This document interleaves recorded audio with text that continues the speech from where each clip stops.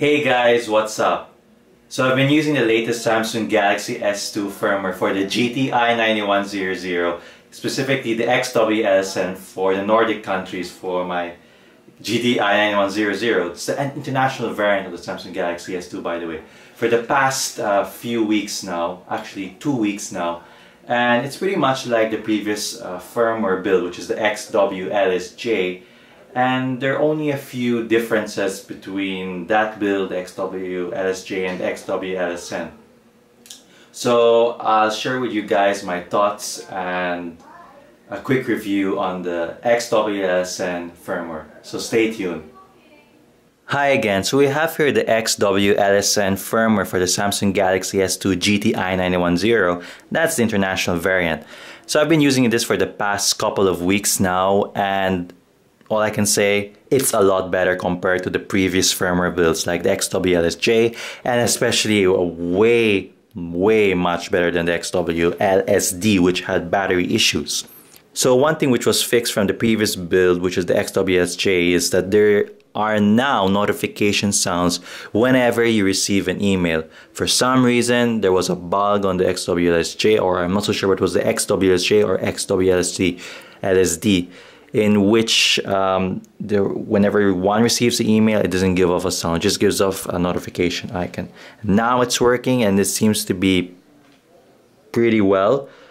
The firmware build, it's smooth, super smooth and fluid compared to the previous builds, and this is running on the Samsung Galaxy S2 Jelly Bean on the Samsung Galaxy S2.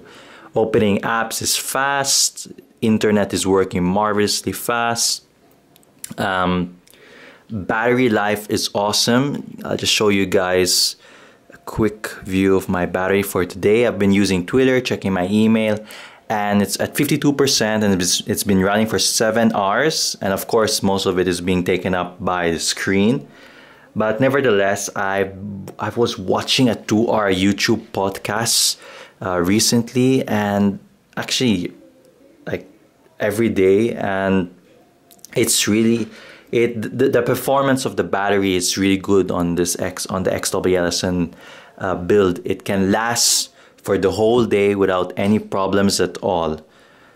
Apart from that, there are several bug fixes, as I mentioned earlier on, with the notification sounds.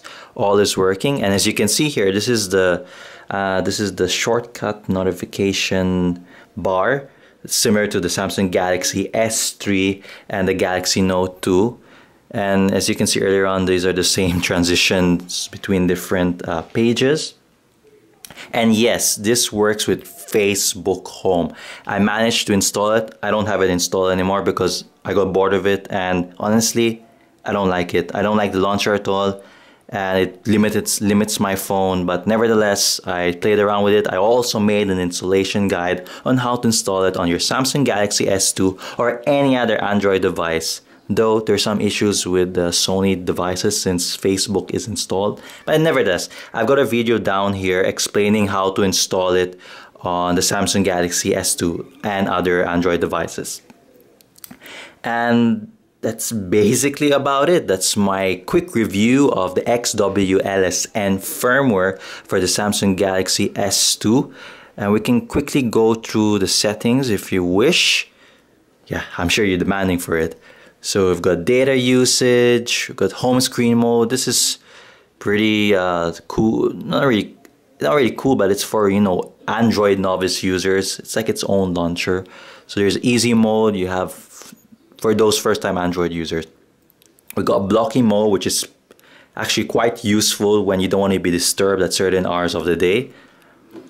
And we've got the usual sound, display, power saving, which I totally use. And if you guys out there started to notice that your background color of the internet app starts turning a little bit bluish, that's because you've got power saving enabled. You can always untick and tick that, your background color.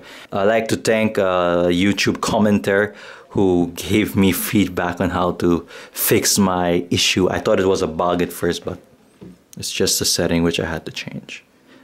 So we've got a lock screen. We can change the lock screen shortcuts. We can have an information ticker. We can add weather, camera quick access. There's definitely a lot more options on the Jelly Bean version. So again, if you got any questions or queries or hesitations, feel free to ask a question in the comments below. And if you've got any suggestions on which ROM you'd like me to review, feel free, you can ask, you can request over there.